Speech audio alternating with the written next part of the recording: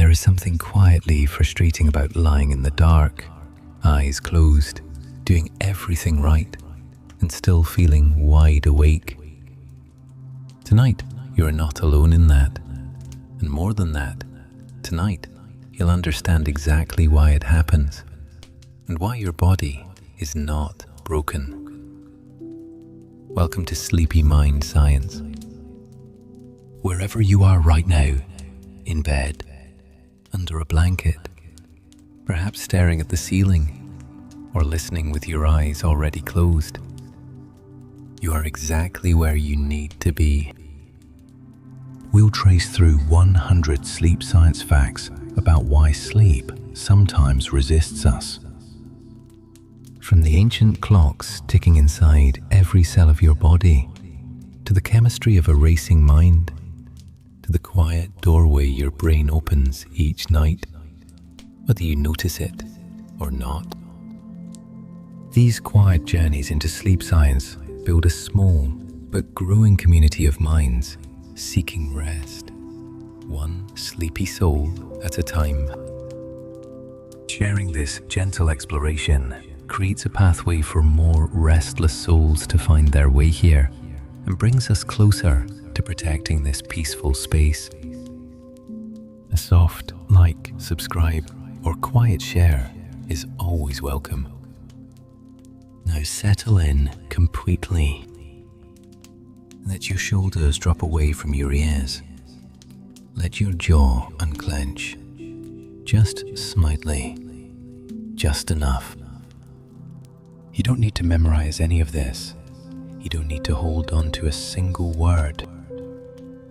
Just feel that slow, warm heaviness beginning to gather, like your thoughts are dimming their lights one by one, preparing for something quieter, something much older than thought. Close your eyes and breathe deeply. You're resting where millions of sleeping minds have rested before you, in the gentle, science-held dark.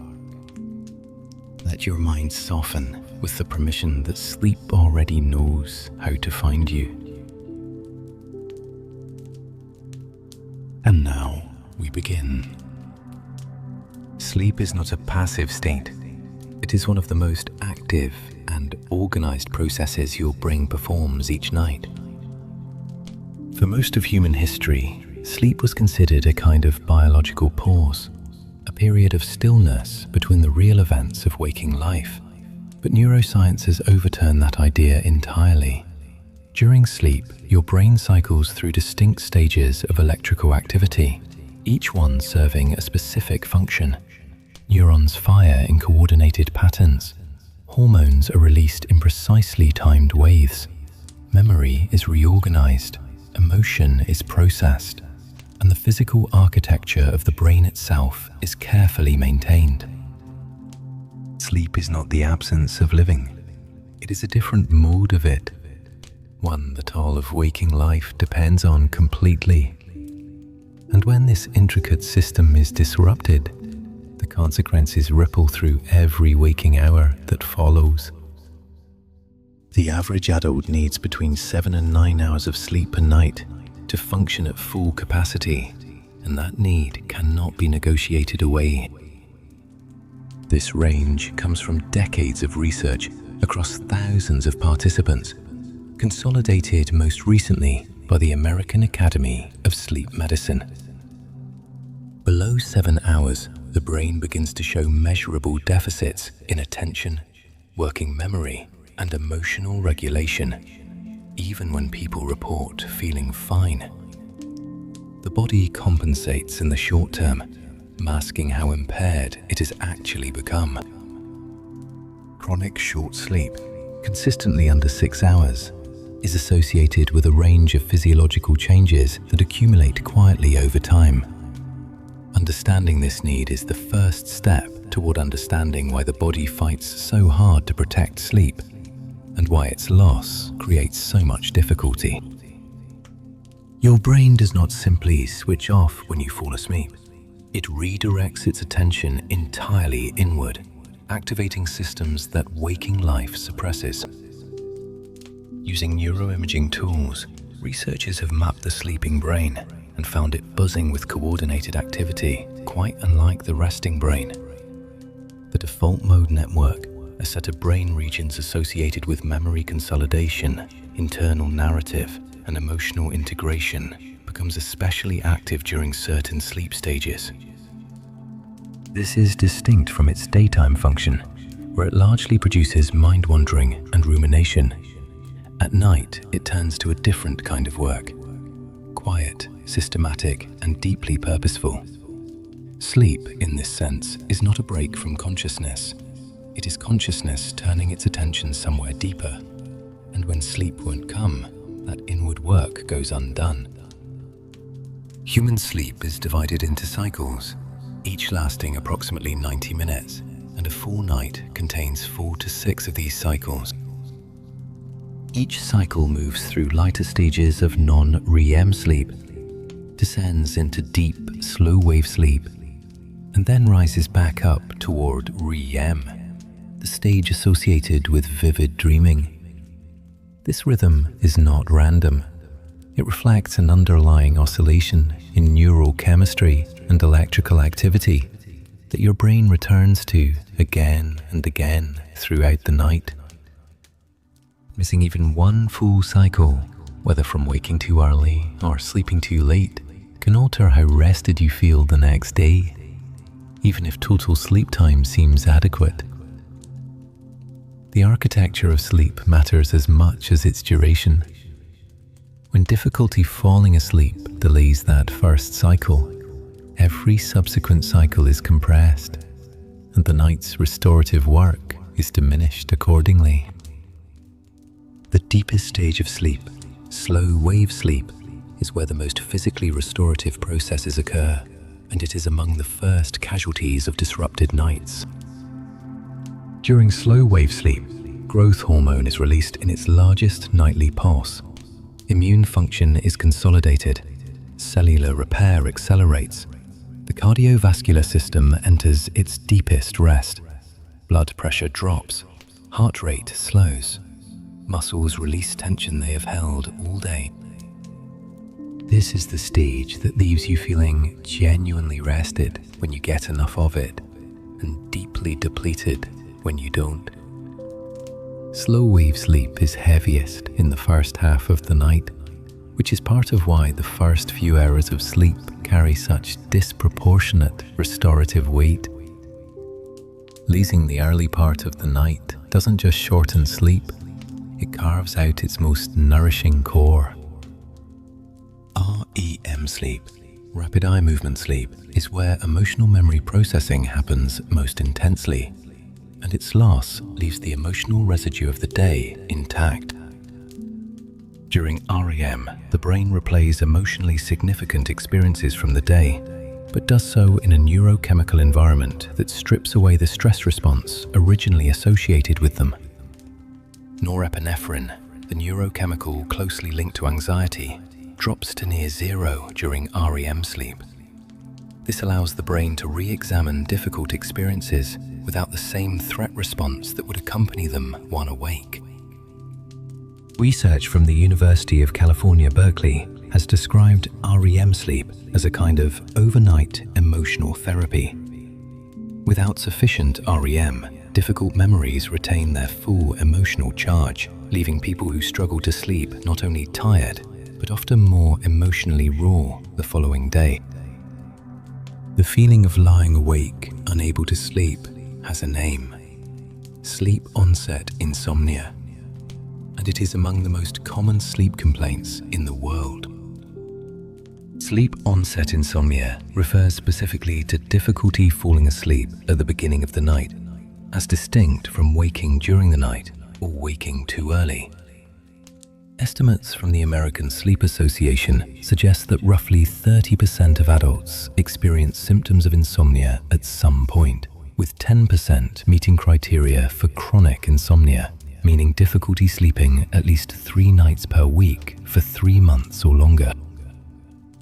The experience is so widespread that sleep researchers consider it one of the most pressing public health concerns of the modern era. Understanding why it happens, not just that it happens, is the beginning of real relief. One of the primary drivers of difficulty falling asleep is a state called hyperarousal, and it is not the same as anxiety, though the two often travel together.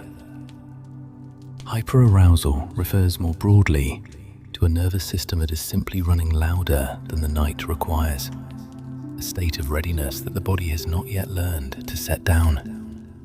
People with hyperarousal show measurable differences in brain metabolism, cortisol rhythms, heart rate variability, and body temperature regulation at night.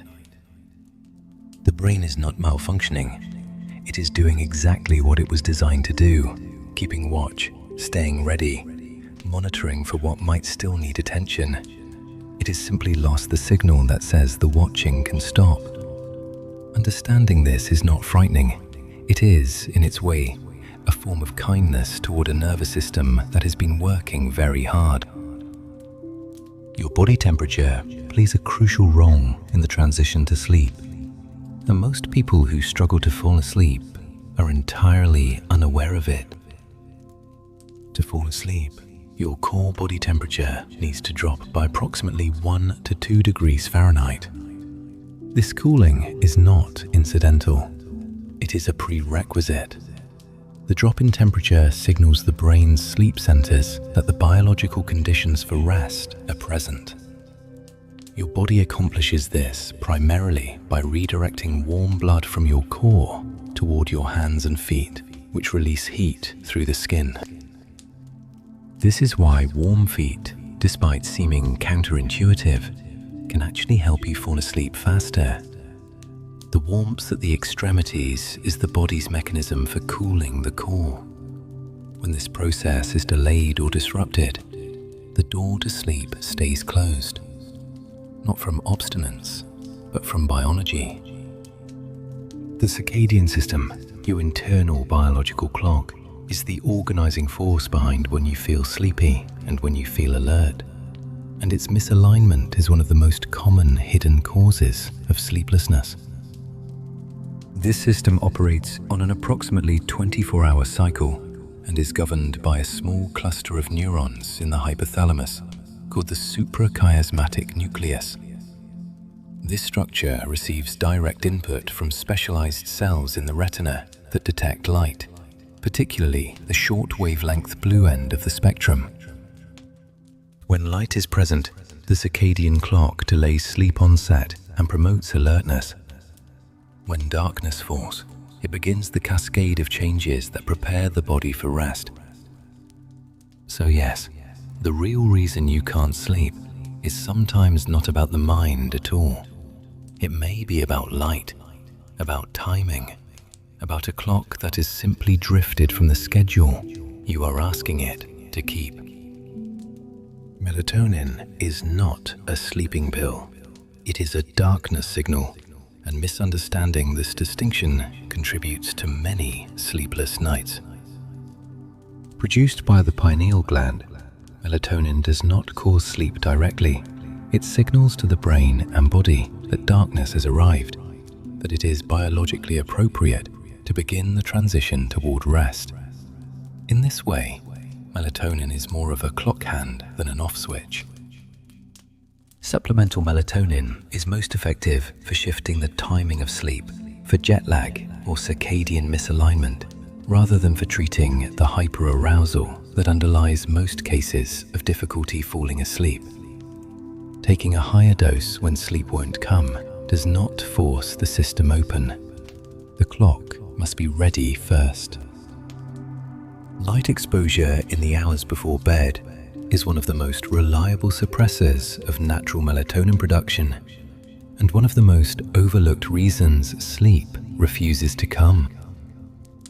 Research published in the Journal of Clinical Endocrinology and Metabolism has shown that room-level indoor lighting, far dimmer than daylight, is sufficient to suppress melatonin secretion in the evening. Bright screens, overhead lighting, and even lamplight in the hour or two before bed can delay the circadian system's readiness for sleep by 1 to 3 hours. This delay does not mean the body isn't tired. It means the clock is misaligned with the fatigue, a state of biological confusion that feels, from the inside, exactly like insomnia. The tiredness is real. The clock simply hasn't been told it is safe to begin. Adenosine is the chemical reason you feel sleepy after a long day, and it is at the heart of why difficulty sleeping feels so paradoxical when you are exhausted. Adenosine is a byproduct of neural activity. Every hour you are awake, adenosine accumulates in the brain, gradually increasing what researchers call sleep pressure, the biological drive towards sleep.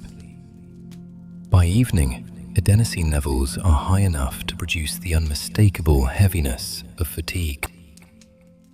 Caffeine works by blocking adenosine receptors, not by eliminating adenosine itself, but by temporarily preventing it from delivering its message. When caffeine wears off, the accumulated adenosine floods back in. Sleep clears adenosine entirely, resetting the pressure back to zero by morning. When hyperarousal keeps you awake despite high adenosine levels, the mismatch between how tired you feel and how alert your brain is can become one of the most disorienting aspects of insomnia.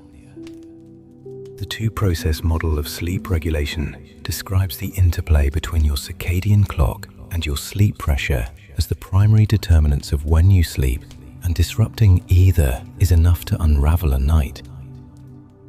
Developed by sleep researcher Alexander Baubley in the 1980s and refined by decades of subsequent research, this model describes sleep as the product of two independent processes. Process C, the circadian rhythm, creates a wave of alertness across the day, independent of how long you've been awake. Process S, sleep pressure from adenosine, builds steadily with waking hours. Sleep occurs when the circadian signal for alertness drops below the accumulated sleep pressure. When these two systems fall out of alignment, as they do with irregular schedules, shift work, or excessive evening light, the two processes that should converge at bedtime are instead pulling in opposite directions. That is the biology of lying awake. Your body has a preferred sleep window, a range of hours during which the biological conditions for sleep are optimally aligned, and trying to sleep outside it can make even genuine exhaustion feel useless. This window is sometimes called the sleep gate. It is the period when circadian alertness is falling, adenosine pressure is high, melatonin is rising, and core body temperature is dropping, all at once. Attempting to sleep significantly outside this window, even when genuinely fatigued, is often ineffective because the other conditions have not yet been met. Trying to sleep too early before the sleep gate opens can result in lying awake for extended periods. This is a timing mismatch, the experience of trying to pass through a door that has not yet opened. The fatigue is real. The biology simply hasn't caught up yet.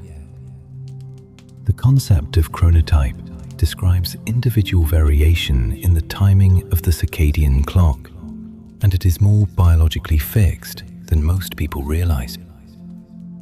Chronotype refers to whether a person is naturally inclined toward earlier or later sleep and wake times. Morning types find early rising easy and natural. Evening types feel most alert later in the day and most ready for sleep later at night. These preferences are partly heritable, influenced by variations in genes that regulate circadian clock timing. They also shift across the lifespan. Adolescents show a biological delay toward evening preference, while older adults often shift earlier. Trying to force sleep against your chronotype is one of the most common and least recognized causes of chronic sleep difficulty. A quiet war between biology and schedule that the body rarely wins. Social jet lag. The mismatch between your biological clock and your social schedule affects a significant portion of the adult population, and it is a structural cause of sleeplessness that most people never name. The term was coined by chronobiologist Till Roneberg to describe the experience of living on a schedule that does not match your natural sleep timing. A person whose body wants to sleep from midnight to 8 in the morning, but who must wake at 6 for work, is, biologically speaking, experiencing the equivalent of crossing multiple time zones every single weekday and then flying back each weekend. Research suggests that social jet lag is associated with increased fatigue, poorer mood, and metabolic changes. It is not a character flaw or a failure of discipline. It is a structural mismatch between biology and modern scheduling, and naming it is the first step toward working with it rather than against it. The brain's locus coeruleus, a small structure in the brainstem, acts as a primary arousal amplifier, and its overactivity is central to why sleep refuses to come on difficult nights. The locus coeruleus produces norepinephrine, the primary neurochemical of the stress and alerting response. When activated by stress, anxiety, perceived threat, or even anticipatory thinking, it suppresses the sleep-promoting systems of the brain and elevates arousal across all sensory systems. The locus coeruleus does not distinguish between a genuine physical threat and a worrying thought. Both produce the same cascade of neural alerting. This is why thinking about a stressful situation in bed can feel as physiologically activating as the situation itself, because to the brainstem, it essentially is. The body has been placed on alert by a thought, and thoughts, unlike physical threats, have no natural endpoint that signals the all clear.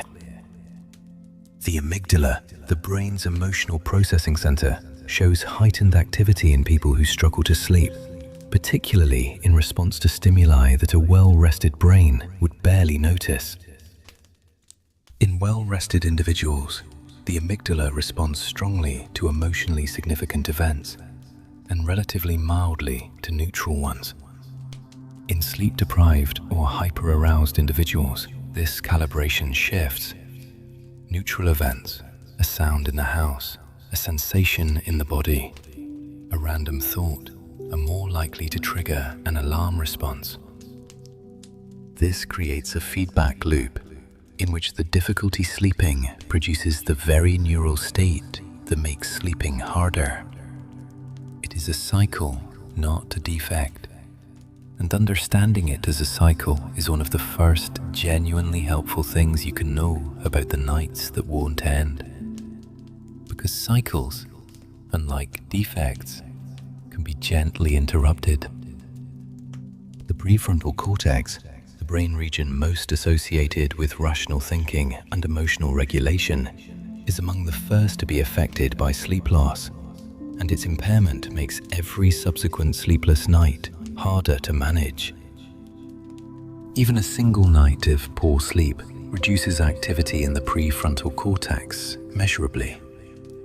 This reduction compromises the ability to regulate emotional responses, plan ahead, and evaluate situations accurately.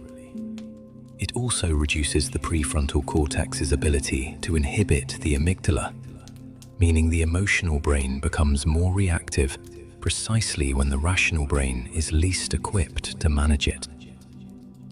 The frustration, irritability, and catastrophizing that often accompany a bad night of sleep are not character responses.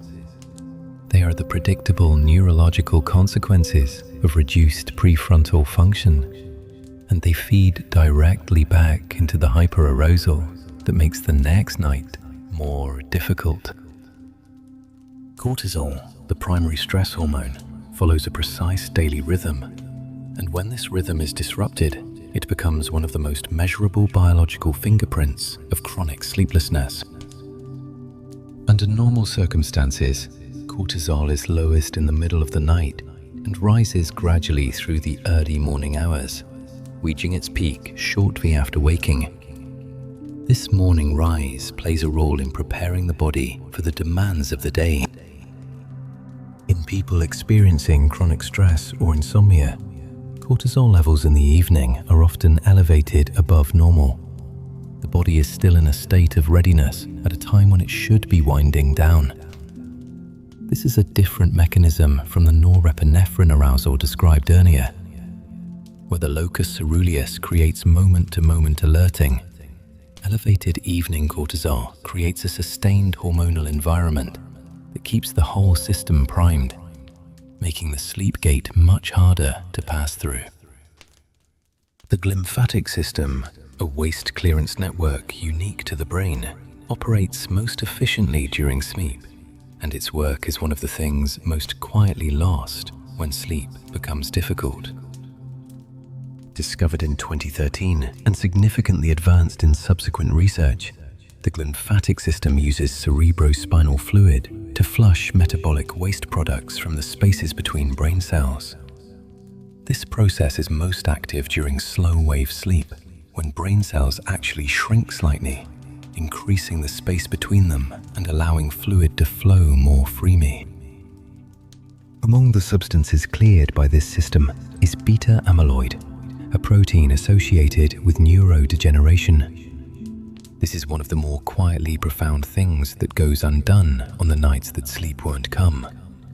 Not just rest withheld, but a cleaning that the brain genuinely needs, postponed.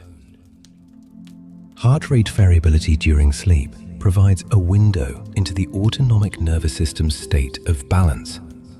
And in people who struggle to sleep, it often reflects a system tilted quietly toward alarm. Heart rate variability refers to the natural variation in time between consecutive heartbeats. High variability generally reflects a nervous system that is flexible and balanced between its activating and calming branches. During deep, restorative sleep, heart rate variability tends to be high. In people experiencing hyperarousal, anxiety, or irregular sleep, it tends to be lower, reflecting a nervous system that is tilted toward activation even at rest. This physiological signature of hyperarousal persists across the night, not just at sleep onset, a reminder that the difficulty of not sleeping is not merely a problem of the first 30 minutes, but a sustained state the whole nervous system is carrying. The sleep-promoting neurons of the ventrolateral preoptic area, sometimes called the VLPO, act as the brain's primary sleep-facilitating center, working through mutual inhibition with the brain's arousal networks. The VLPO is a small cluster of neurons in the hypothalamus that releases inhibitory signals, primarily GABA and galanin, to the brain's major arousal systems. When VLPO neurons become active, they suppress the locus coeruleus, the histamine system, and other alerting networks, quieting the brain towards sleep. But the VLPO is itself inhibited by these same arousal systems when wakefulness is dominant. This mutual inhibition creates a biological tendency toward one state or the other, rather than resting in between, a system designed for decisive transitions. Recent research has shown that the VLPO circuit is more layered than a simple on-off switch, with different populations of neurons playing different roles. But the central principle holds. The harder the arousal systems push, the harder they make it for the sleep-promoting side to gain ground. We are a quarter of the way through tonight's journey, and the pattern is already fully visible. Sleep is not a single thing that either works or doesn't. It is the coordinated result of a temperature cascade, a chemical tide, a light-sensitive clock, and a neural switching system, all working in concert, When any one of these elements is out of sync, the whole system can falter. And here is the thing worth holding gently. The experience of lying awake is not failure. It is the feeling of a complex system waiting for its pieces to align. That waiting is not a flaw. It is the system doing exactly what it was built to do. And tonight, we are learning what it needs. Let's pause here and notice your body. As you breathe out slowly, appreciate each quiet process happening inside you right now, without your instruction. Your heart is beating its steady, unhurried rhythm. Your lungs are filling and releasing. Your brain is processing and sorting. You are a complete, self-regulating system. Notice the weight of your body against the surface beneath you. Notice where you feel held. You don't need to do anything to make any of this work. It already knows. Now we continue. The relationship between anxiety and sleep is bidirectional. Anxiety makes sleep harder, and poor sleep makes anxiety worse, creating one of the most self-sustaining cycles in human experience. Anxiety activates the sympathetic nervous system, the branch responsible for the fight or flight response, which directly opposes the parasympathetic activation required for sleep. But the relationship does not stop there. Sleep deprivation itself increases anxiety sensitivity, making the same stimuli feel more threatening the next night. Over time, this creates a self-reinforcing loop that can be difficult to exit without explicitly interrupting the cycle. Understanding this bidirectionality is not disheartening. It means that improving sleep also reduces anxiety, and that the two cannot be treated as separate problems. They move together, and so does their healing. Cognitive hyperarousal, a racing, repetitive pattern of thoughts at bedtime, is one of the strongest predictors of sleep onset difficulty, and it is more about pattern than content. Distinct from physical hyperarousal, cognitive hyperarousal refers specifically to mental activity that escalates at the moment the body is trying to wind down. Worry, planning, replaying past events, rehearsing future conversations. These thought patterns tend to be triggered by the combination of reduced external stimulation and increased internal attention that comes with lying still in the dark. The brain, accustomed to activity, fills the quiet with its own.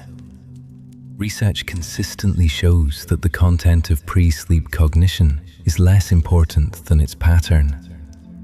It is the repetitive, unresolved, cycling quality of racing thoughts, not their subject matter, that most disrupts sleep. The mind is not working on problems, it is caught in a loop. The phenomenon of sleep effort, trying harder to fall asleep, reliably makes sleep more elusive, and it is one of the cruelest ironies of insomnia. This phenomenon, sometimes called sleep effort or sleep performance anxiety, is well documented in clinical research. The act of monitoring one's own sleep, checking how long it's taking, evaluating whether it's happening, calculating how tired one will be tomorrow, activates the prefrontal cortex and the arousal systems in precisely the way that prevents the passive, effortless state needed for sleep onset. The harder one tries to sleep, the more alert the brain becomes. Sleep requires something closer to permission than to effort, a willingness to release the project of falling asleep entirely. What the brain needs is not more trying, it needs the absence of trying. Stimulus control, the learned association between the bed and wakefulness, is a recognized mechanism in chronic insomnia, and it develops gradually without the person ever noticing. Through the principles of classical conditioning, the brain can come to associate the bedroom environment with alertness and frustration rather than with rest. A person who lies awake in bed frequently begins to find that the bed itself becomes a cue for wakefulness. The mere act of getting into bed can trigger a rise in alertness, not because sleep is impossible, but because the environment has been repeatedly paired with the wrong outcome. This is one of the quieter reasons why insomnia becomes self-perpetuating. The place that should be the signal for sleep has become, over time, the signal for the very vigilance that prevents it. Cognitive behavioral therapy for insomnia, known as CBTI, is currently recommended by multiple major medical organizations as the first-line treatment for chronic insomnia ahead of medication. This recommendation is supported by the American Academy of Sleep Medicine, the American College of Physicians, and the European Sleep Research Society, among others. CBTI works by addressing the thoughts, behaviors, and environmental patterns that perpetuate insomnia, rather than simply inducing sleep chemically. Studies consistently show that CBTI produces more durable improvements in sleep than sleep medications, with benefits that persist long after the treatment ends. It typically involves sleep restriction, stimulus control, relaxation techniques, and cognitive restructuring, all components targeting different parts of the arousal cycle. It is one of the clearest demonstrations in sleep medicine that the cause of the problem and the path out of it are often the same thing. Sleep restriction therapy, one component of CBTI, works by consolidating fragmented sleep and rebuilding the sleep pressure that chronic insomnia quietly depletes. The principle behind sleep restriction is counterintuitive. By temporarily limiting the time spent in bed to match actual sleep time, the therapy intensifies adenosine pressure and reduces the time spent lying awake. This builds a stronger sleep drive, which then gradually re-establishes a more consolidated and efficient sleep pattern. The approach is challenging in the short term. It involves some nights of increased fatigue before the consolidation takes effect. But research shows it is among the most effective single interventions for chronic insomnia, with remission rates that rival and often exceed those of pharmacological treatment. It works because it works with the biology of sleep rather than overriding it. The sleep microstructure, the detailed pattern of neural oscillations within sleep stages, reveals information about sleep quality that total sleep time alone cannot capture. Neuroimaging and EEG research has shown that sleep is not simply either present or absent. Within each stage, the brain produces characteristic wave patterns, sleep spindles, K-complexes, delta waves, each associated with specific functions.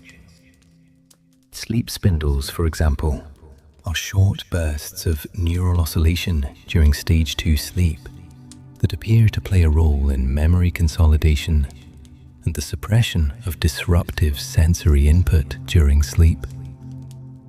Research published in journals including Sleep and the Journal of Neuroscience suggests that spindle density and timing differ measurably between healthy sleepers and those with insomnia, even when total sleep time appears similar. 2 nights that look the same in hours can feel very different in rest, because what matters is not just the duration, but the depth. Body temperature regulation continues to play a role in sleep maintenance throughout the night, and keeping the sleep environment cool is one of the most evidence-supported things you can do to protect it. The drop in core body temperature that helps initiate sleep must be sustained for healthy sleep architecture to remain intact. When body temperature rises too quickly due to room heat, heavy bedding, or hormonal fluctuations, sleep becomes lighter and more fragmented. Most sleep researchers suggest keeping the bedroom on the cooler side, somewhere in the range of 60 to 68 degrees Fahrenheit for most adults, though individual preferences vary meaningfully. The body works best when the environment supports the temperature drop it is already working to achieve. What matters most is that the room feels cool rather than warm, a simple condition that allows the thermal regulatory process to unfold without resistance. Alcohol is a sleep disruptor disguised as a sleep aid, and the mechanisms by which it does this are now well understood.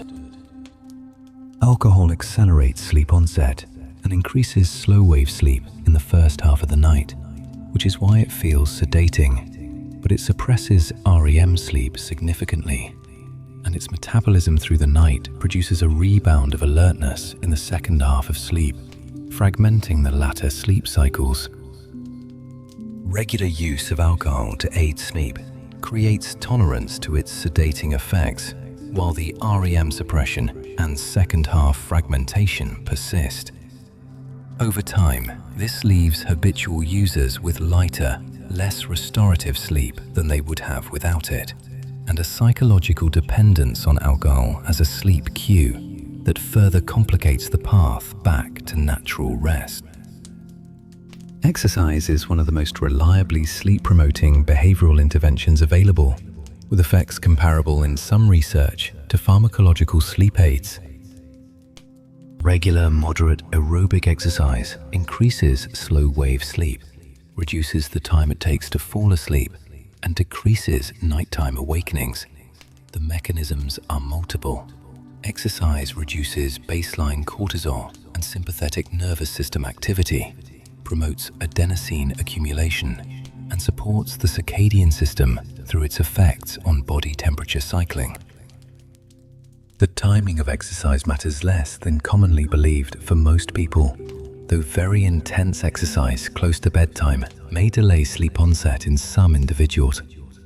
Even light or moderate activity accumulated across the day has measurable positive effects on sleep quality, a reminder that the conditions for good sleep are built not at bedtime, but across the hours that precede it.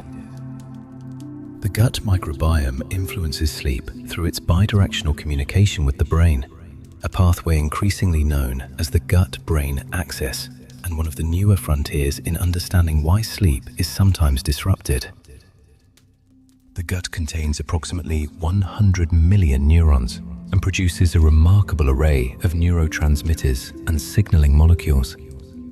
Serotonin, a precursor to melatonin and a key regulator of mood, is produced predominantly in the gut.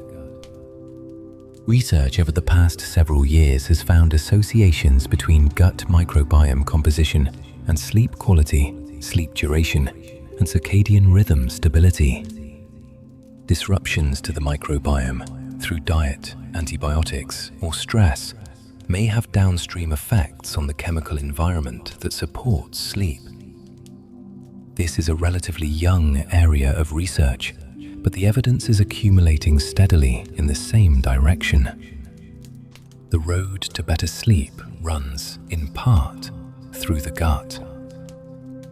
Mindfulness-based interventions have shown measurable effects on sleep quality, operating through their influence on the arousal and rumination systems that lie at the heart of most insomnia. Mindfulness practices sustained non-judgmental attention to present moment experience, reduce activity in the default mode network's rumination components, and lower markers of physiological arousal, including cortisol, heart rate, and inflammatory cytokines. Research published in peer-reviewed journals has demonstrated that mindfulness-based programs improve sleep quality in adults with sleep disturbance, with effects comparable to behavioral sleep interventions. The mechanism appears to involve both reduced cognitive hyperarousal and improved autonomic balance, targeting two of the primary drivers of difficulty falling asleep simultaneously. It is not magic. It is the nervous system being given the conditions to do what it already knows how to do. Sleep deprivation affects the perception of time, making the experience of lying awake feel considerably longer than it actually is. Studies using time estimation tasks have found that sleep-deprived individuals consistently overestimate elapsed time, particularly during periods of low external stimulation. This distortion is directly relevant to insomnia because it means that the subjective experience of a sleepless night is reliably more distressing than the objective reality. A person who lies awake for 40 minutes may feel certain they have been awake for 2 hours. This does not diminish the distress, but it is genuinely useful information, a reminder that the brain, when tired and alert at the same time, is not a reliable narrator of the night's events, and that some of what feels unbearable is, in part, a distortion. Paradoxical insomnia, sometimes called sleep state misperception, describes the experience of feeling completely awake while measurably, objectively asleep. This condition, recognized in the International Classification of Sleep Disorders, involves individuals who report sleeping very little or not at all, while polysomnography, objective sleep recording, shows sleep of near normal duration. The subjective experience of wakefulness appears to be generated by atypical levels of high-frequency brain activity during sleep, a kind of partial arousal that produces the feeling of wakefulness without the behavioral correlates of it.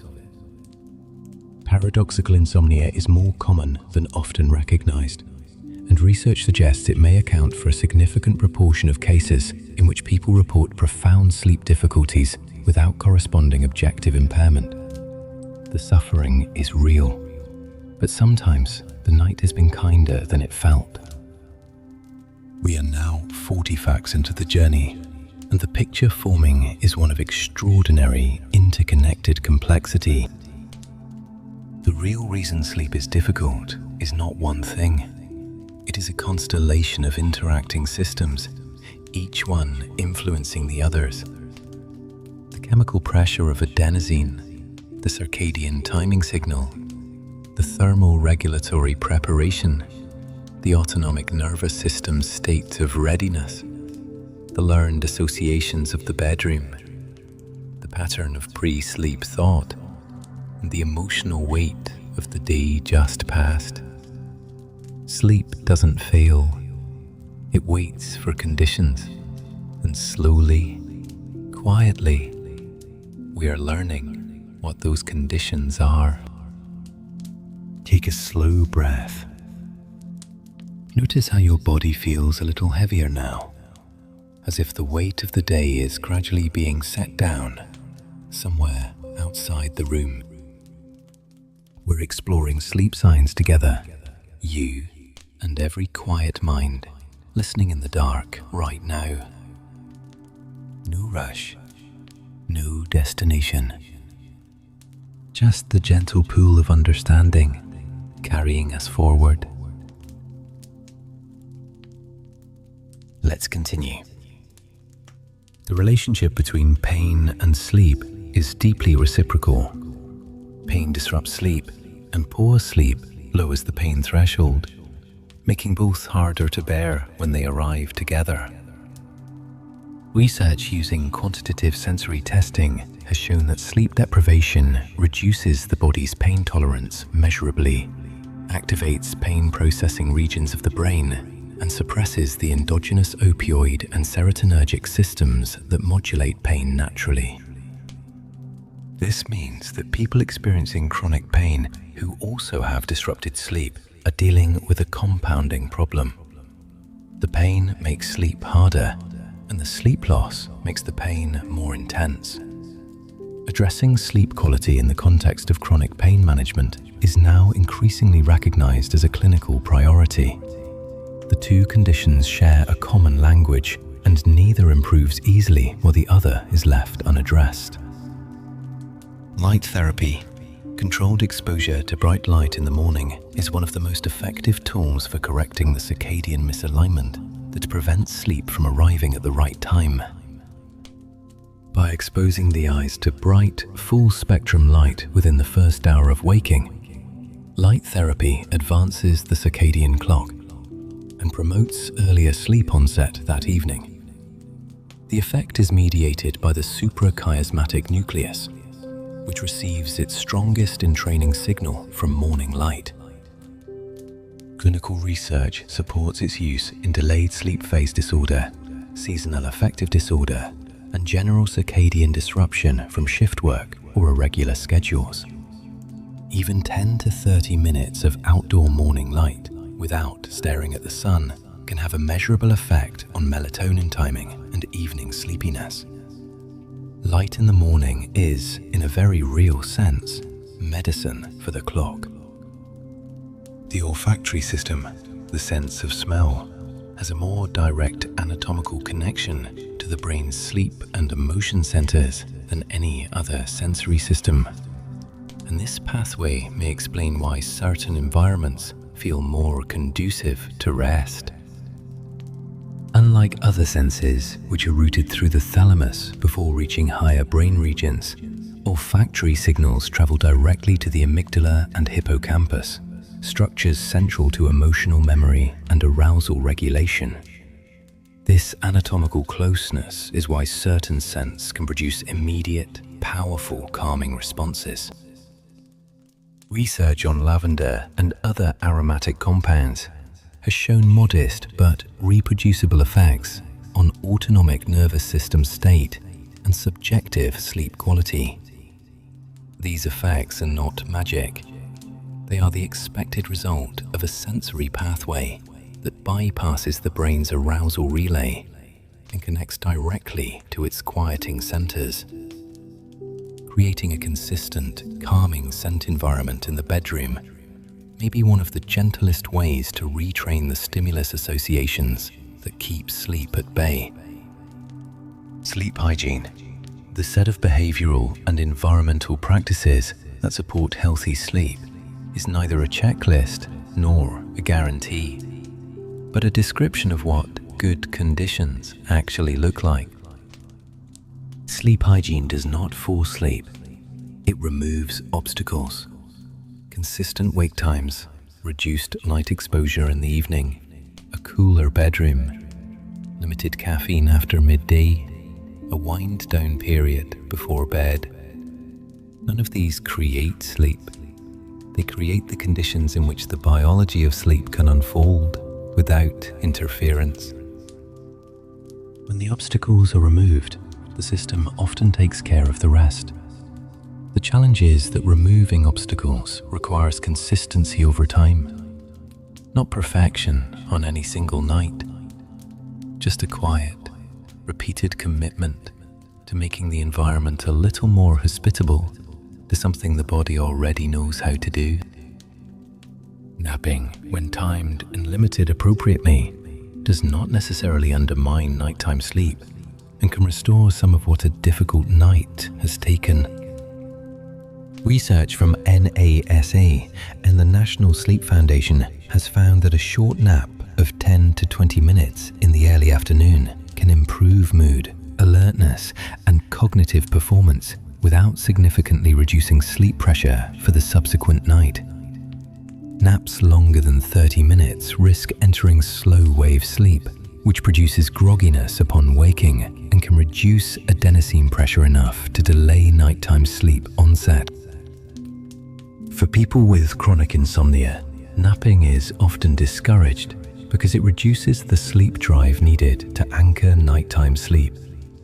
But for otherwise healthy adults dealing with occasional difficult nights, a short, well-timed nap offers the body a partial repair, a small act of recovery while the larger system finds its rhythm again.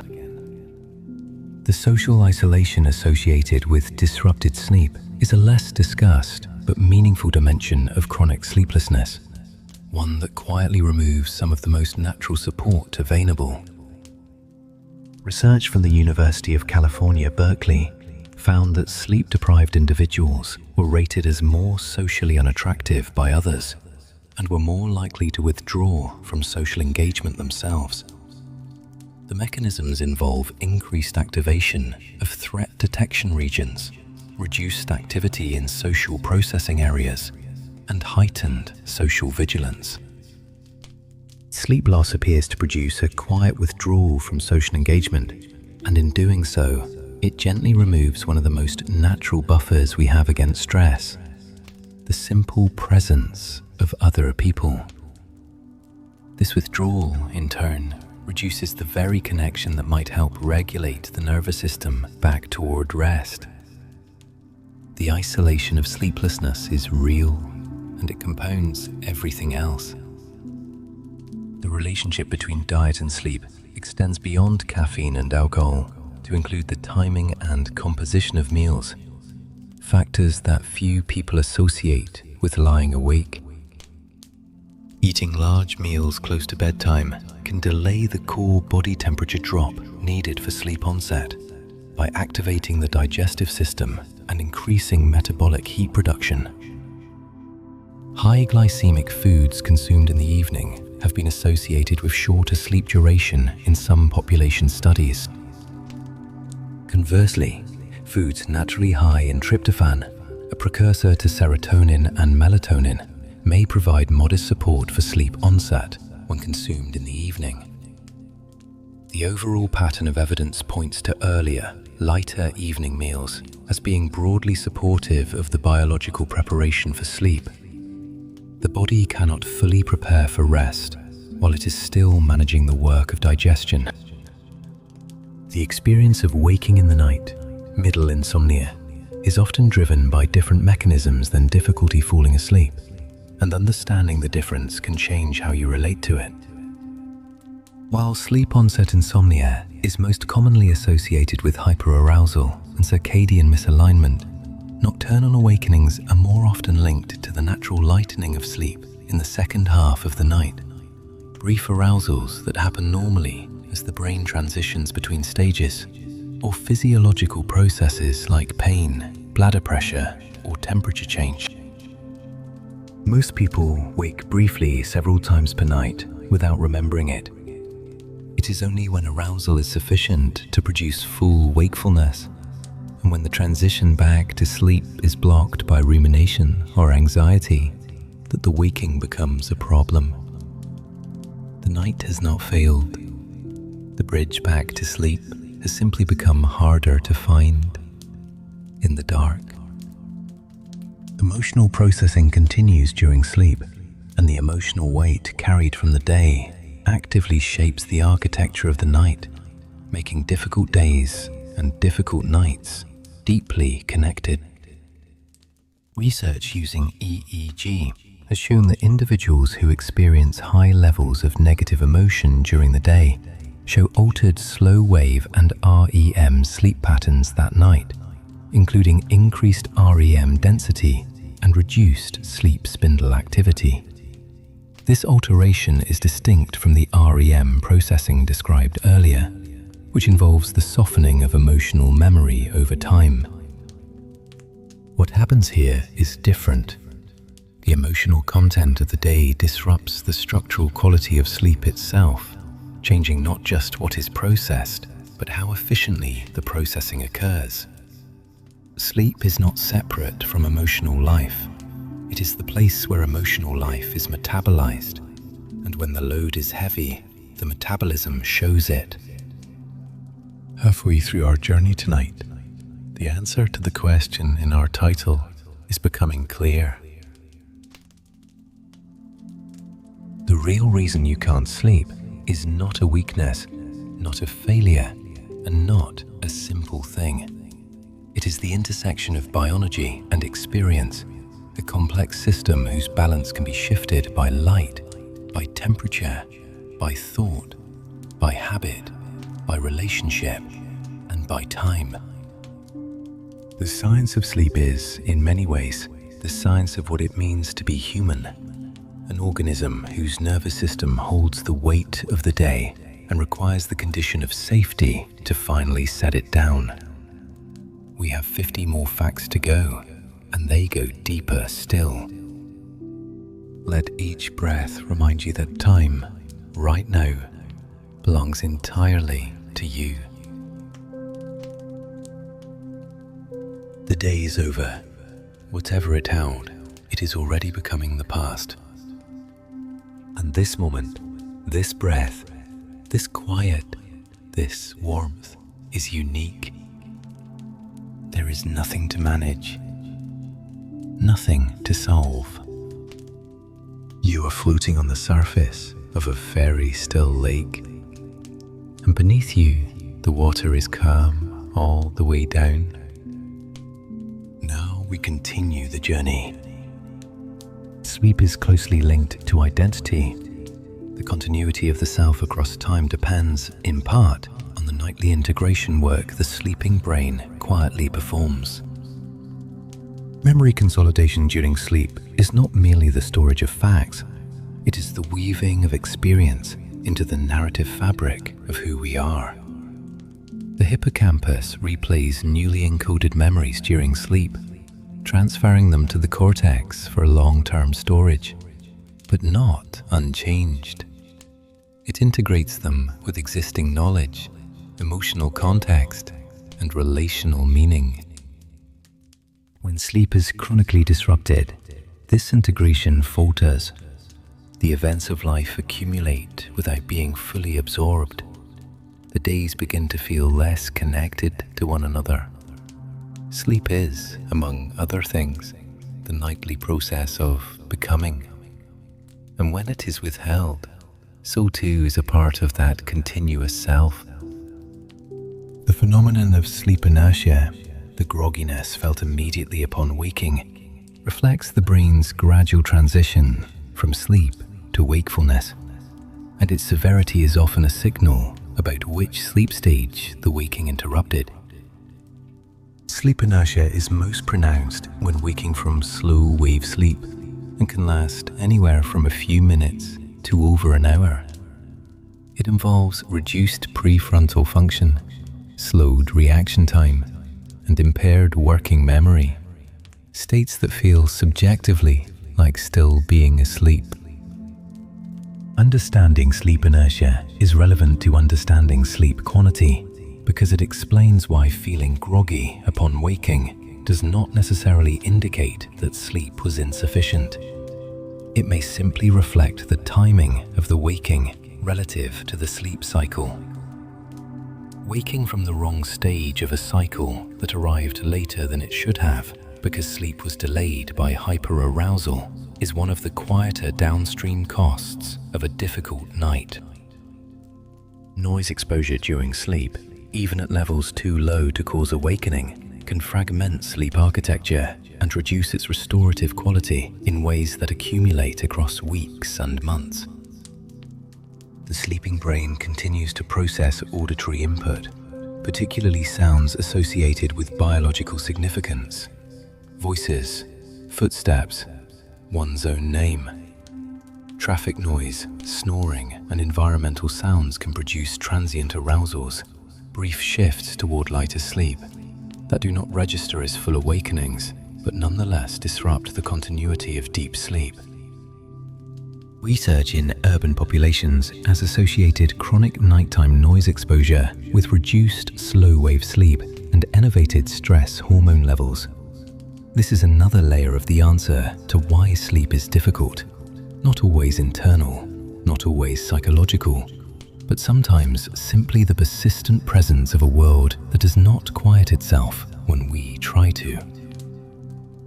The sleeping brain is not unresponsive to the external world. It maintains a hierarchy of vigilance that prioritizes sounds connected to survival and attachment. This selective processing during sleep is thought to be an evolutionary adaptation, the capacity to sleep while remaining responsive enough to detect genuine threats. The auditory system continues to monitor the environment and can trigger arousal responses to certain sounds, even during deep sleep. This explains why parents often wake at their infant's cry, while sleeping through traffic noise of far greater physical intensity. The brain's sleep monitoring is not random. It is tuned to relevance, shaped by experience and love, and maintained across all sleep stages. The sleeping mind is always, in some quiet sense, keeping watch over what matters most.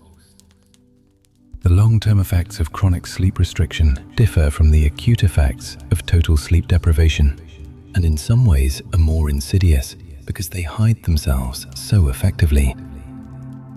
When people are acutely sleep deprived, the subjective impairment is obvious and unmistakable. But when people chronically sleep 1 or 2 hours less than their biological need, they habituate to the impairment. The deficits accumulate and persist, but the subjective sense of being impaired diminishes over time. People come to feel that 6 hours of sleep is adequate for them because they have forgotten what feeling fully rested actually feels like. This adaptation to impairment is one of the reasons chronic sleep restriction is difficult to recognize and easy to normalize. And it is part of why the body's quiet suffering from insufficient sleep goes unaddressed for so long. Temperature sensitivity during sleep shifts across the night, and the body's thermoregulatory needs during REM are particularly different from those of earlier sleep stages. During REM sleep, the body's thermoregulatory system is partially suspended. The mechanisms that normally maintain body temperature become less active. This makes the sleeping body more sensitive to environmental temperature during REM than during other stages. Overheating during REM can produce arousals and dream disruption. Since REM sleep is concentrated in the second half of the night, a bedroom temperature that feels comfortable at sleep onset may become problematic several hours later as REM cycling intensifies. The body's relationship with temperature across the night is not a single condition, but a shifting dialogue with the environment, one that requires the room to hold a consistent coolness across all the hours, not just the first. Sleep does not merely preserve what was learned during the day. It actively transforms it, extracting patterns and connections that the waking brain was too occupied to find. Research from Harvard and other institutions has shown that sleep following learning reorganizes memory representations, extracts underlying rules, and generates insights that were not accessible at the time of learning. When sleep is disrupted, whether by insomnia, hyperarousal, or simply insufficient time, this transformative work does not occur. The popular phrase, "sleep on it," describes a real neuroscientific process. The person who lies awake replaying a problem is not getting closer to solving it. They are preventing the very neural reorganization that might have brought the solution by morning. This is one of the things most quietly stolen by nights that won't end. Not just rest, but the particular kind of knowing that only sleep can generate.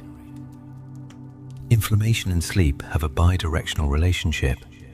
Inflammatory markers are elevated by sleep loss, and elevated inflammation disrupts sleep, creating a cycle that sustains itself quietly over time. Pro-inflammatory cytokines, including interleukin-6 and tumor necrosis factor, rise in response to sleep deprivation and have sleep-promoting properties at moderate levels, but arousal-promoting properties at high levels.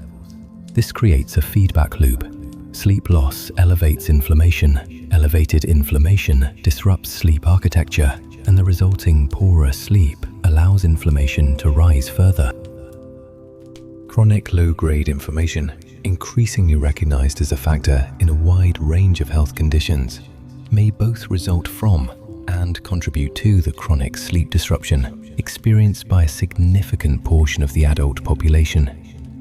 The body is trying to heal what the sleeplessness is causing, but the sleeplessness keeps getting in the way.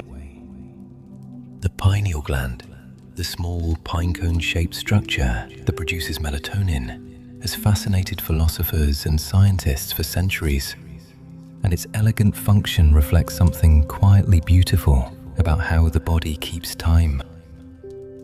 Descartes famously proposed the pineal gland as the seat of the soul. We now understand it as a neuroendocrine transducer, a structure that converts neural signals about light and darkness into a hormonal signal that coordinates the timing of biological processes across the entire body. The pineal gland does not make decisions.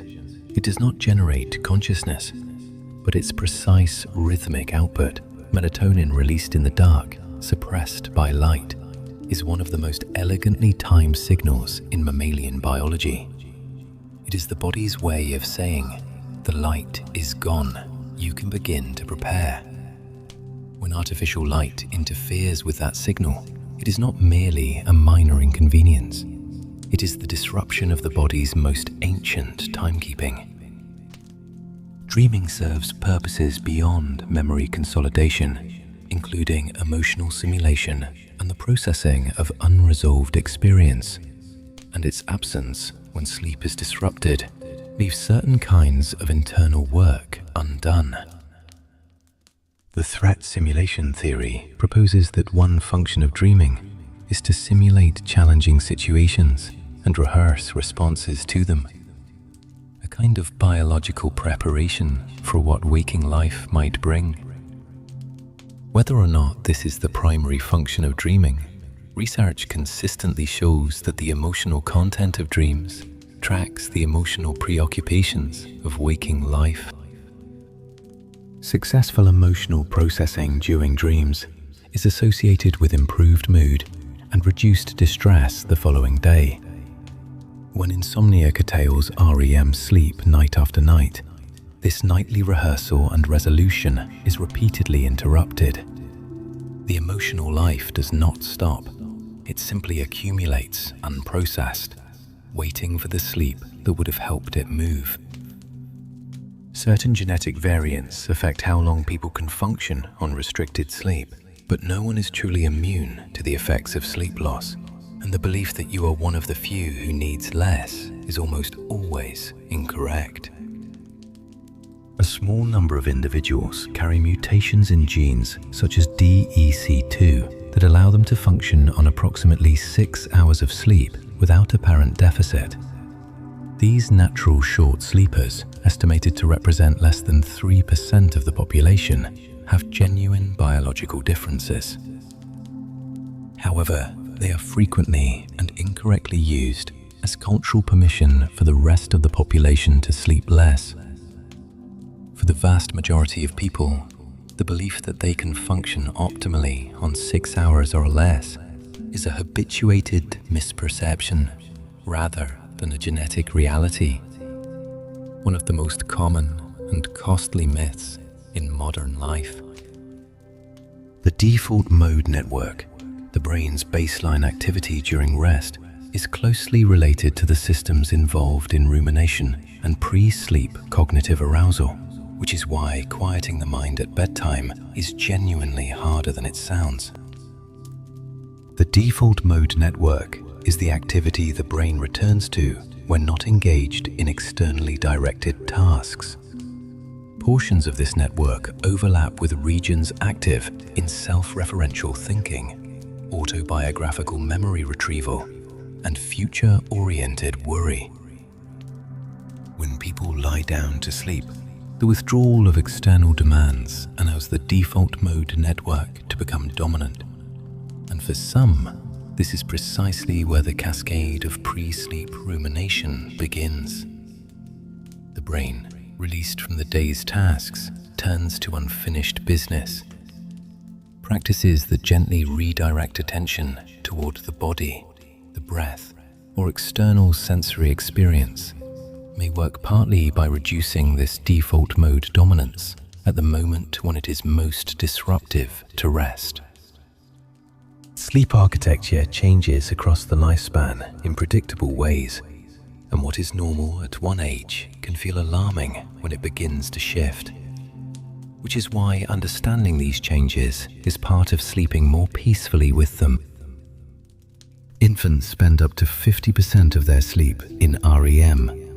By adolescence, REM proportion has decreased and the circadian clock has shifted significantly toward evening preference. In middle age, slow wave sleep begins to decline, a process that accelerates in older adulthood.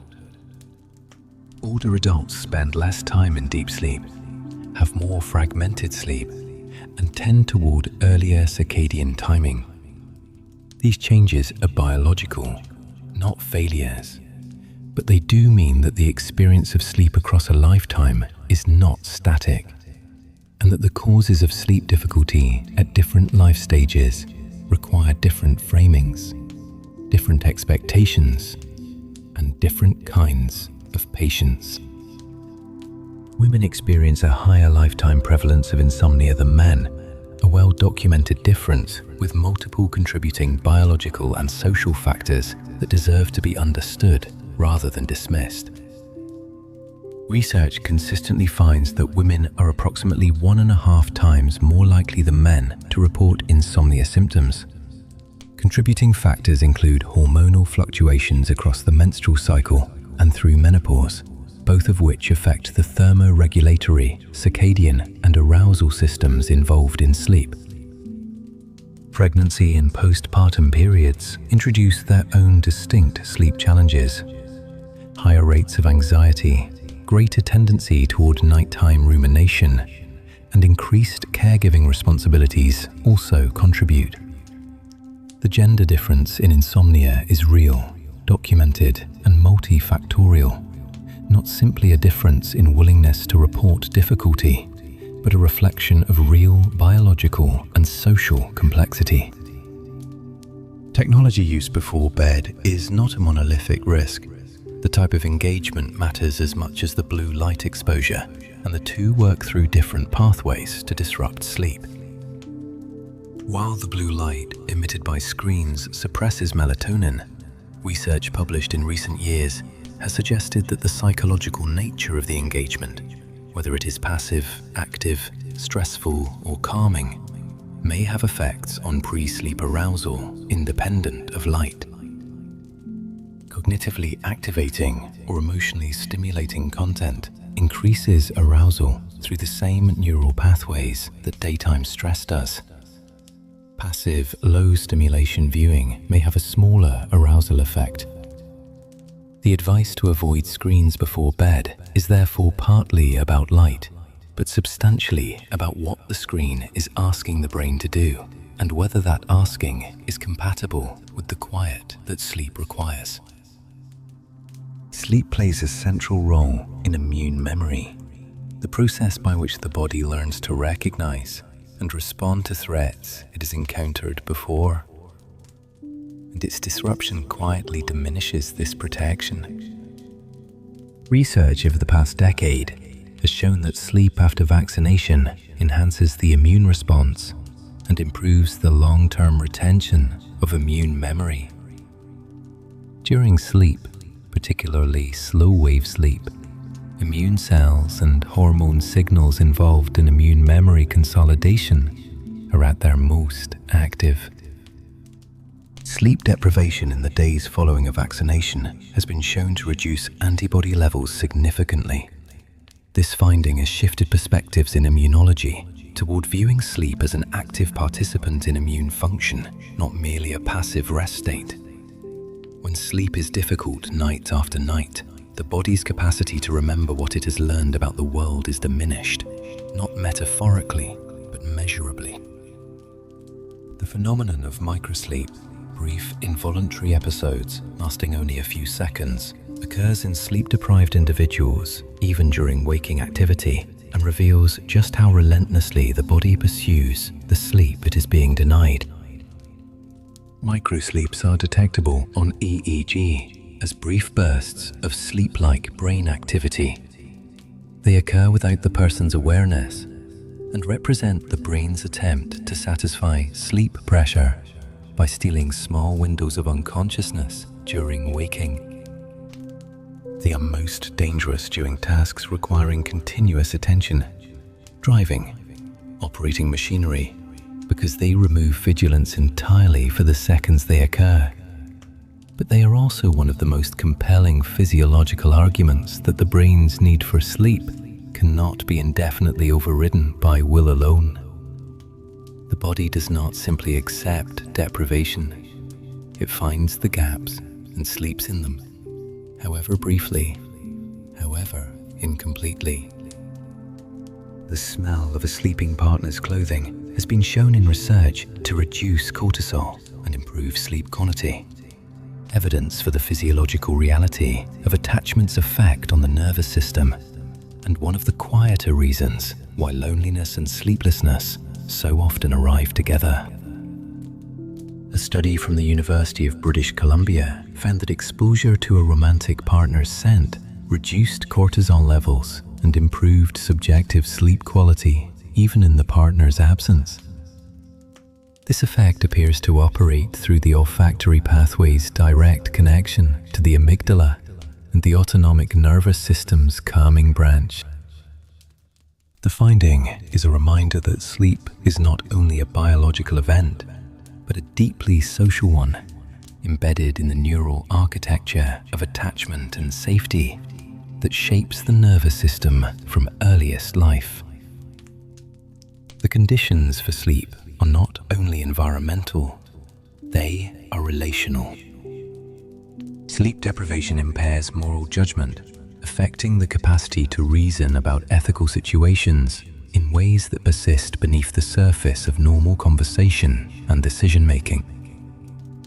Research using neuroimaging has shown that sleep-deprived individuals show reduced activity in brain regions associated with emotional, moral reasoning and rely more heavily on rule-based cognitive shortcuts, a reflection of the prefrontal cortex's reduced capacity for nuanced appraisal. The practical implications extend beyond clinical interest. Decision-making in high-stakes environments, medicine, nor aviation, may be compromised by the sleep deprivation that is, in many of those environments, structurally normalized. What we lose when we cannot sleep is not merely rest. It is a part of the moral imagination that allows us to respond to complexity with care.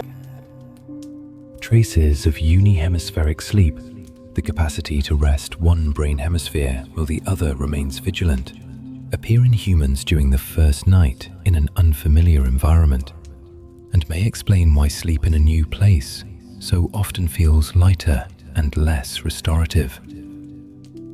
Dolphins, seals, and many birds maintain wakefulness in one brain hemisphere while the other sleeps. Research published in Current Biology found evidence of a similar, much attenuated phenomenon in humans. During the first night in an unfamiliar setting, one hemisphere showed shallower sleep and greater responsiveness to stimuli than the other. This may be a faint evolutionary echo of an ancient capacity for watchful rest. More importantly, for those who struggle to sleep, it suggests that the environment of sleep itself matters, that a space felt as safe and familiar allows both hemispheres to rest in ways that a strange or anxiety-laden environment cannot. The body needs more than a bed. It needs a place it trusts.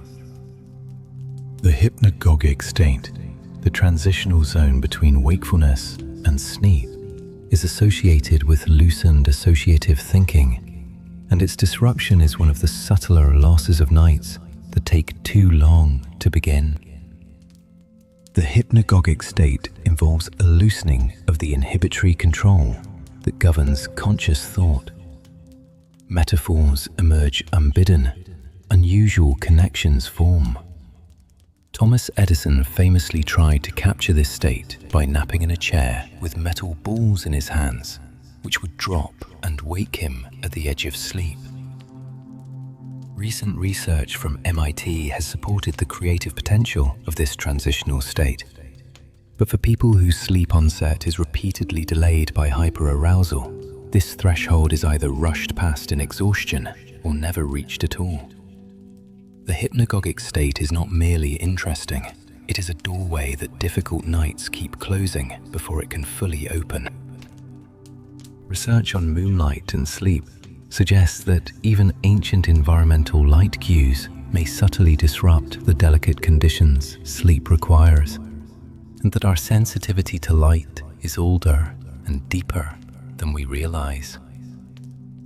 A study published in Current Biology found that around the full moon, sleep laboratory participants in fully darkened rooms with no access to moonlight showed reduced melatonin levels, slightly longer sleep onset, decreased slow-wave sleep, and reduced total sleep time. Because the participants could not see the moon, the researchers raised the possibility of an internal circulunar rhythm. However, the study involved only 33 volunteers and was analyzed retrospectively, meaning the lunar question was not the original research design. Several independent groups have observed similar patterns, and a 2021 study in Science Advances found that sleep was delayed and shortened in the days before the full moon across populations both with and without access to electricity. Whether this reflects a reliable biological clock or a statistical pattern in small samples remains an open question.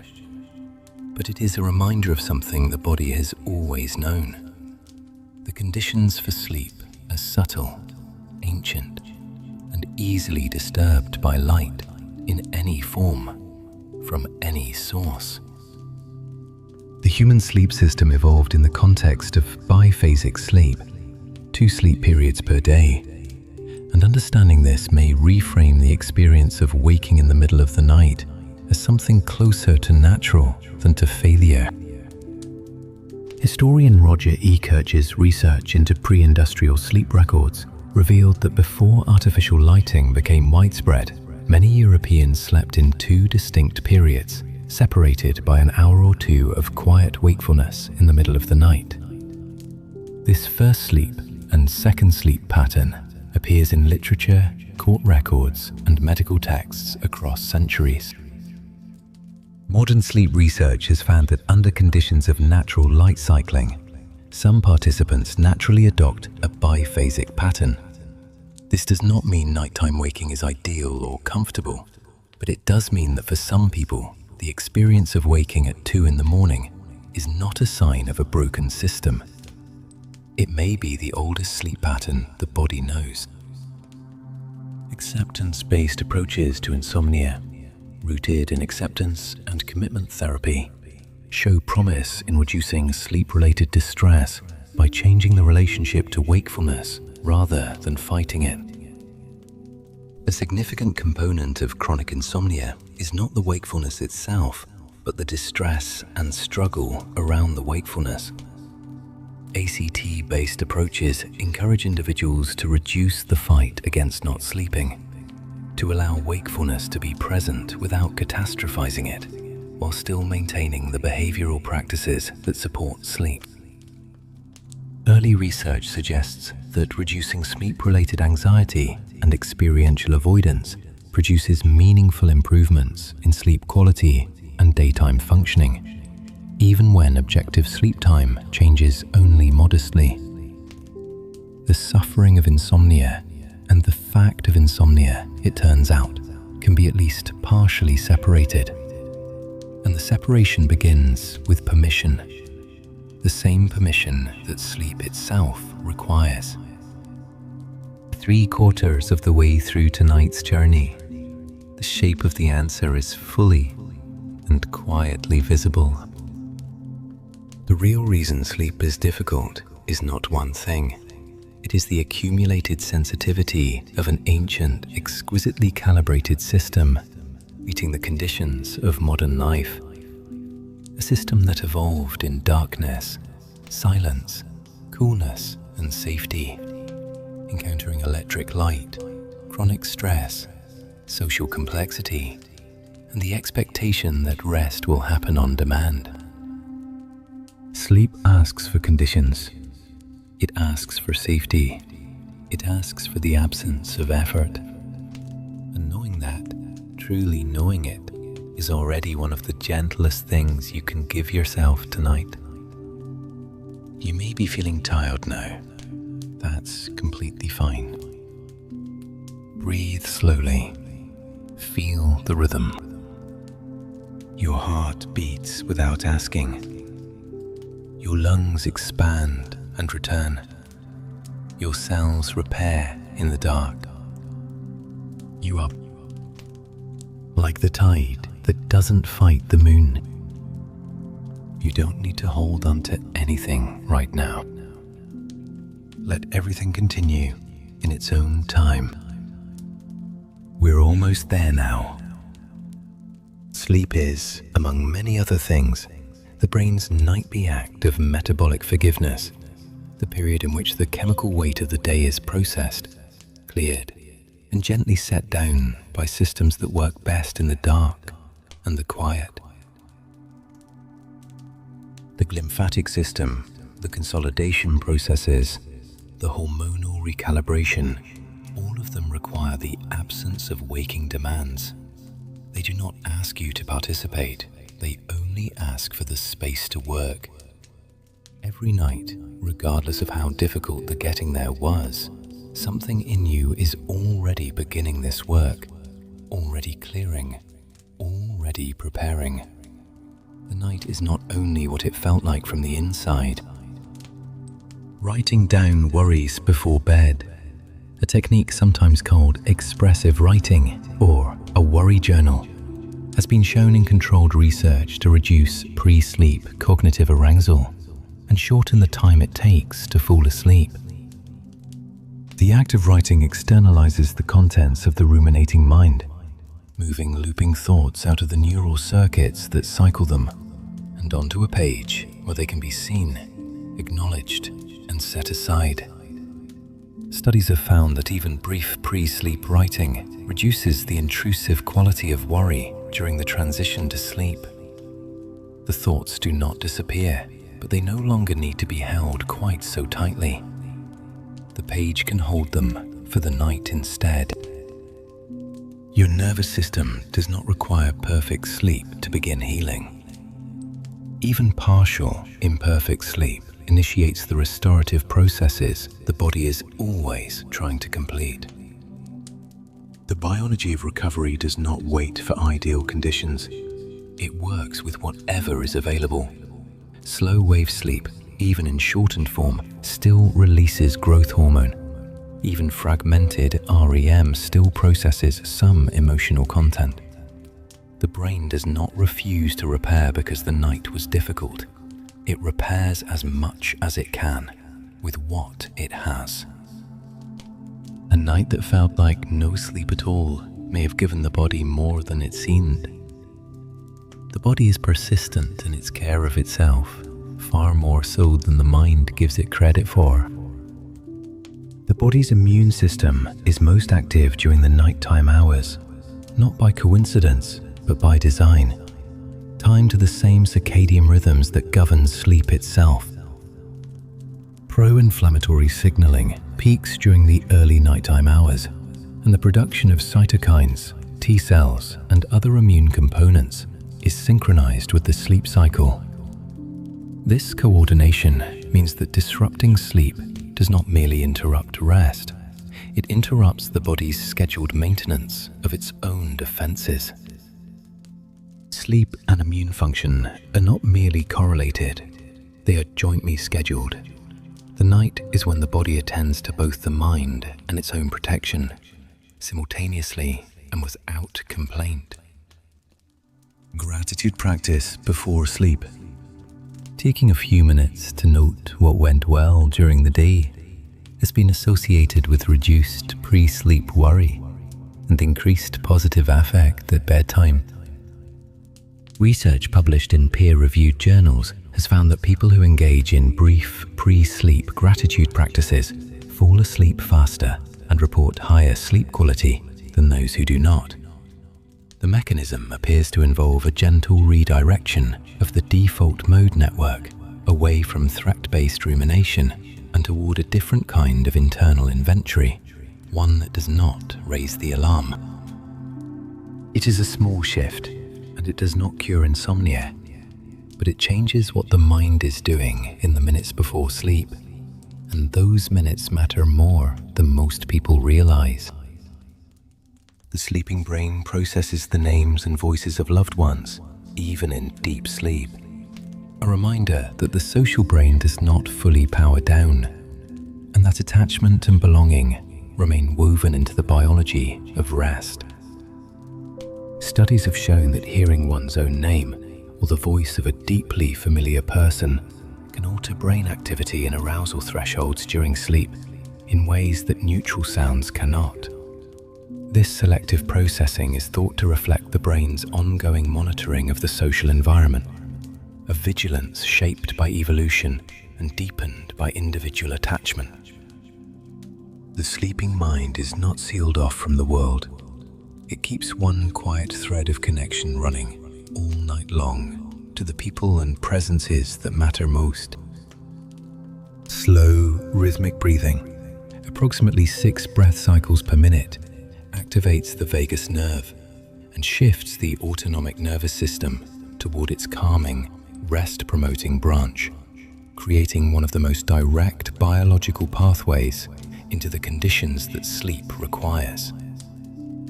This breathing rate, sometimes called resonance frequency breathing, produces measurable increases in heart rate variability and reduces sympathetic nervous system tone. It is slow enough to feel deliberate, but not so slow as to feel effortful. Research has found that even 5 to 10 minutes of this paced breathing before bed can meaningfully reduce physiological arousal. The breath is the only autonomic function that can be consciously controlled, and that makes it the most accessible bridge between the will and the nervous system. You cannot decide to lower your heart rate, but you can decide to breathe more slowly, and the rest follows. The body knows how to sleep. It has been doing it without interruption across an unbroken chain of living creatures for hundreds of millions of years, long before anxiety had language and long before wakefulness had a name. What it needs most on any given night is not a new technique or a perfect environment. It needs the one thing that is hardest to give in the modern world: the absence of interference, the absence of watching, the quiet dissolution of the effort to make it happen. Sleep is not waiting for permission from your mind. Your mind is the only thing standing between you and what your body already knows. Warmth at the feet, from socks or a warm foot bath before bed, assists the thermal regulatory process by accelerating heat loss from the body's core through peripheral vasodilation. As blood vessels in the feet dilate and release heat through the skin, the core body temperature drops more efficiently, moving the body toward the thermal threshold at which sleep becomes physiologically available. This is one of the simplest and most physiologically grounded sleep interventions available, requiring no device, no prescription, and no particular skill. The body is already trying to do this work. A pair of warm socks simply helps it along. Progressive muscle relaxation. Systematically tensing and releasing major muscle groups reduces physiological arousal and has been shown in multiple clinical trials to shorten sleep onset time.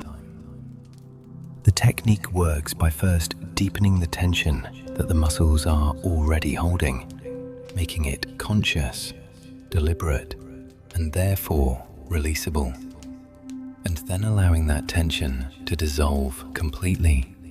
This deliberate contrast between tension and release trains the body toward a state of physical quiet that the nervous system can follow.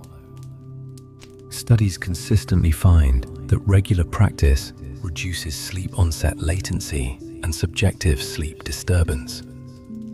The body, it turns out, sometimes needs to be shown the difference between holding and letting go before it can choose the latter. The breath is the only autonomic function the body performs that can be consciously directed, making it the most accessible bridge between the voluntary and involuntary nervous systems, and the most reliable pathway available toward the conditions sleep requires. Digestion, circulation, hormone release. None of these can be steered by conscious attention alone, but the breath can. And because the breath is directly coupled to the vagus nerve and the autonomic nervous system, changing its rhythm changes the state of the entire nervous system that governs sleep. This is not a metaphor, it is anatomy. The breath is, quite literally, the one lever that consciousness can reach, and that reaches back to everything the body does in the dark. Soft, familiar sounds. Rain, wind, distant water may work as sleep aids, partly by providing the auditory cortex with low-demand content that occupies the brain's monitoring system without triggering its alerting response. The sleeping brain is always listening for something meaningful. Silence itself can become a form of alertness, a waiting for the sound that hasn't come yet. A continuous, texturally rich but informationally empty soundscape gives the monitoring system something to rest its attention on. Something that says, there is sound, it is neutral, nothing is required. The auditory system can settle, and in settling, it allows the rest of the brain to follow. The sleep you get tonight will do its restorative work, whether you are aware of it or not. The glymphatic system will clear, the synapses will consolidate, the emotional residue of the day will begin to soften. Sleep does not require your witness to do what it came to do. It does not need you to track it, evaluate it, or remember it in the morning to have been real and meaningful and deeply useful to every system in your body. The most important sleep often happens in the quiet stretches you don't remember, in the slow wave depths where no dream visits, no thought arises, and nothing is needed from you except to stay there. Body scan meditation, sustained slow attention moved across the sensory experience of the body, has been found to reduce activity in the brain's rumination networks and decrease pre-sleep cognitive arousal in ways that purely mental relaxation practices cannot always achieve. By directing attention systematically to physical sensation, the weight of the legs, the temperature of the hands, the rise and fall of the chest, the practice shifts the locus of awareness from the abstracted, narrative-generating regions of the mind to the concrete, present moment reality of the body. This shift reduces default mode network dominance and brings the nervous system toward the parasympathetically dominant state that sleep requires. The body has always been present. Returning to it, the mind finds something it can rest beside. The state of sleep is not the absence of experience. It is a different experience entirely, one that unfolds below the threshold of conscious recollection, in the quiet infrastructure of a life being maintained from the inside. The cleaning, the consolidating, the repairing, the processing, none of it registers as experience in the way waking life does, but it is happening continuously with precision and care. The sleeping self is not absent. It is simply engaged in work that does not need watching. And on the nights when that work begins late, or is interrupted, or is harder to reach than it should be, it is still being attempted. The body never stops trying to give you what it knows you need. Your circadian rhythm will continue tomorrow, regardless of what tonight's sleep was like. The clock keeps turning. The morning light will come, and with it, another opportunity for the system to find its way back toward balance. No single night determines the trajectory. The circadian rhythm is not fragile. It is one of the most ancient and robust biological systems in the body, and it does not abandon its function because one night was hard. The light will come. The adenosine will clear again. The sleep gate will open again tomorrow at approximately the same time it always does. The system is patient in ways the mind sometimes forgets to be. Even the worry about sleep is itself a form of caring, evidence of a nervous system that takes rest seriously, that wants things to go well, that understands something important is at stake. The vigilance around sleep, the frustration, the desperate wishing for it, these are not failures of character.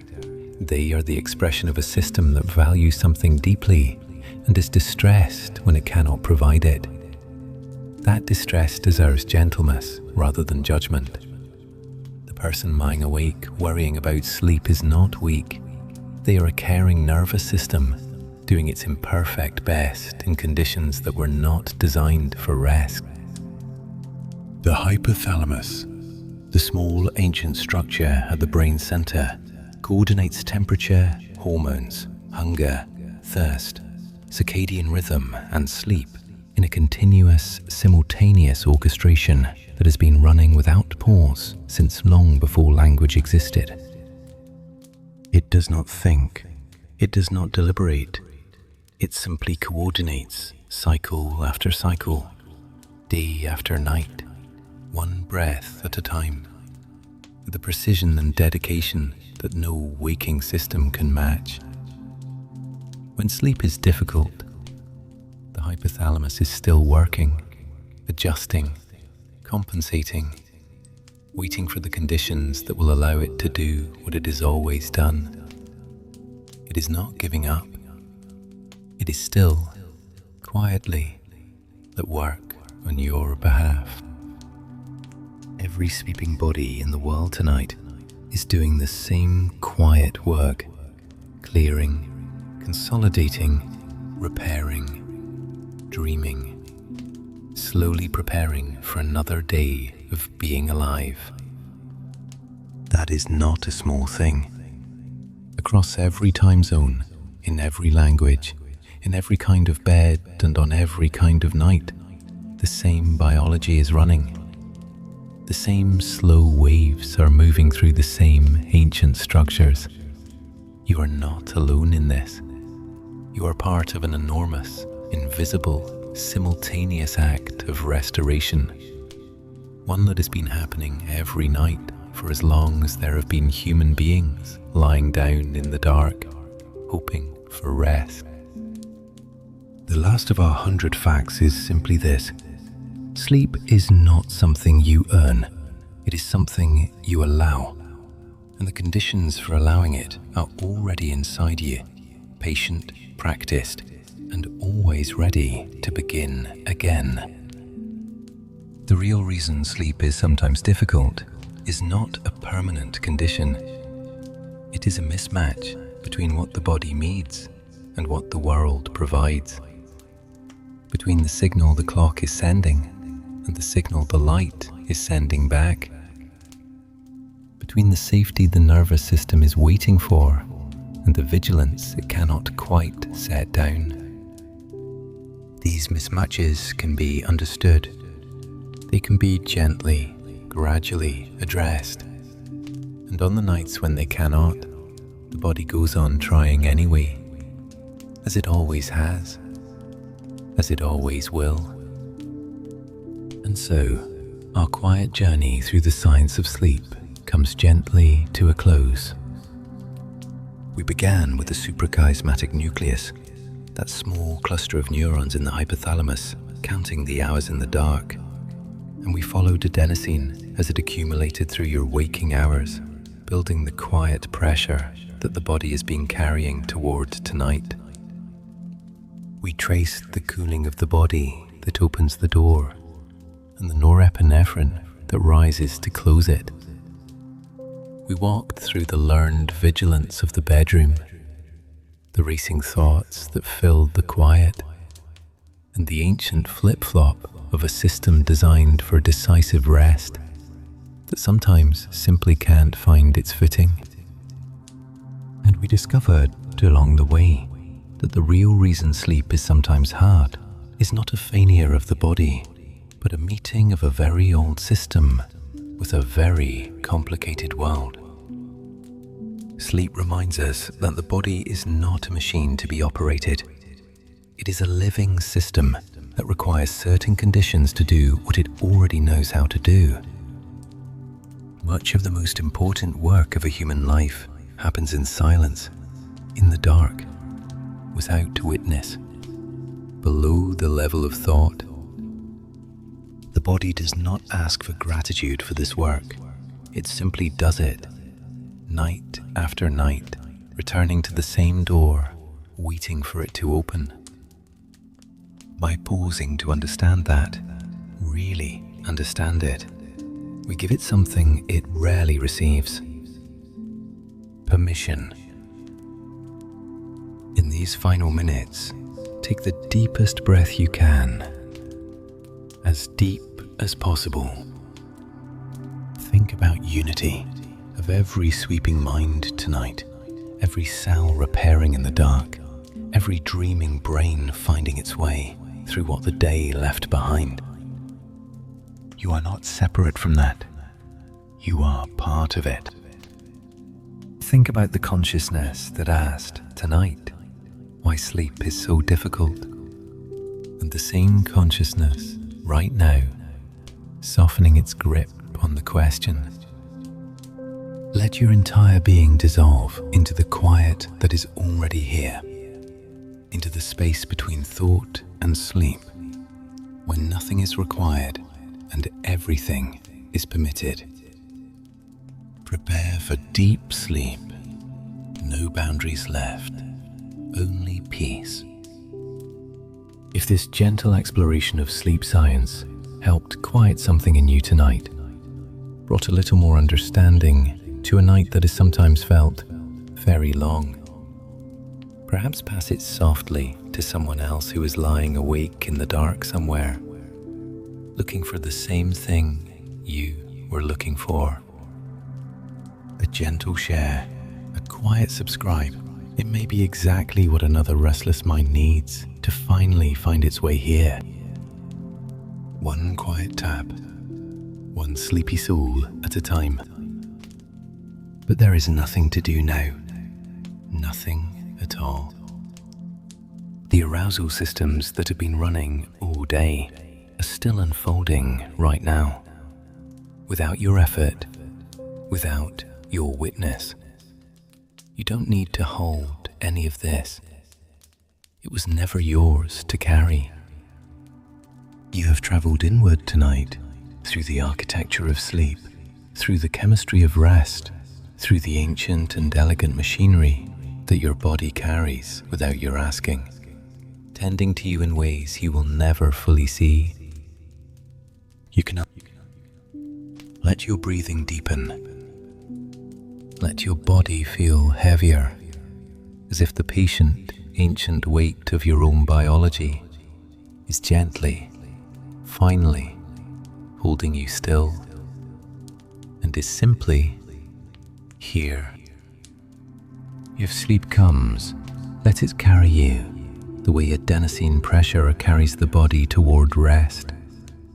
Not forced, not rushed, but arriving the way things arrive when nothing is standing in their way, into a realm where time and weight no longer matter. If your eyes are still open, The next video is waiting for you, ready to continue the journey. But if they're closed, stay there. Stay in the darkness that feels safe and warm. Tomorrow, the circadian clock will still be turning. The sleep gate will open again at its appointed hour, still becoming. But tonight belongs to stillness. Rest well, sleepy soul. And remember, your body has always known how to sleep. Tonight, you are simply giving it room. Good night.